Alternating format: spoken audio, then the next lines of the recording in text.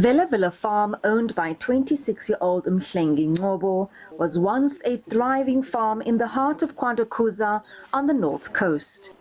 The farm produced a variety of fresh vegetables, which includes tomatoes, cucumbers and green peppers.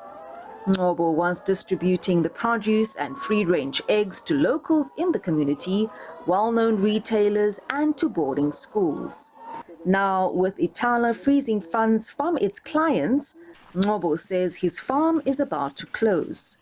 Working on the farm are 10 permanent staff, 15 seasonal workers, and 20 interns on 18-month service training.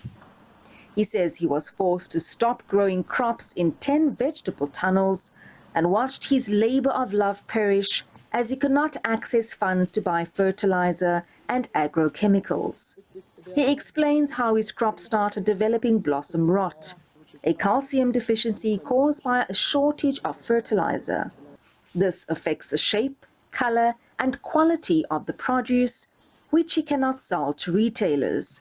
He is now forced to dip into his personal savings. I think the biggest effect from Ithala is that we cannot access our capital, which is our farm running capital. We cannot pay our creditors, we can't pay our accounts as well, including our workers who've been struggling from the 15th of January when we received the news. So with that being said, when we can't afford production input, as you can see right behind me, our crops are dying and we can't harvest the yield that we have promised our secured market. So it's just killing even and also causing a crack in terms of business relationship that we've built in the space. Ngcobo is pleading with the provincial government for agrochemicals and fertilizers to keep his farm afloat. What I would love the government or any business person out there to do for us is just to rescue us at this particular moment. We do understand that in Ithala there's a lot that's going on. Maybe the intervention or whatever the situation cannot be addressed overnight, but we do want to keep our farm running and also keep the jobs that we've created within our local underprivileged communities.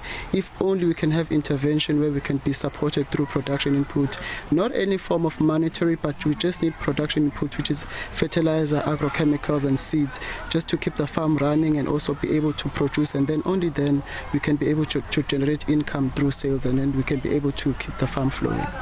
Ngcobo says although he has approached other banks for a loan, many say they require documentation from Ithala to assess Ngcobo's financial history and credit worthiness.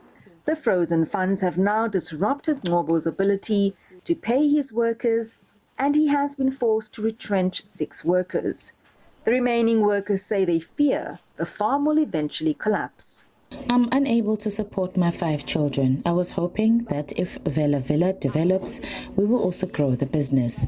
I would then be able to buy a house for my kids and also support my child who is in tertiary. The situation has affected not only me, but also my children. I'm afraid that I'll not be able to feed my kids if Ngcobo closes the farm. I'm unable to provide for my family. We are starving. I now rely on my child support grant to buy meals. Our employer had to take from his own money to pay us, but he's also taking strain. The banks are unable to give him a loan, and now we are going to lose our jobs.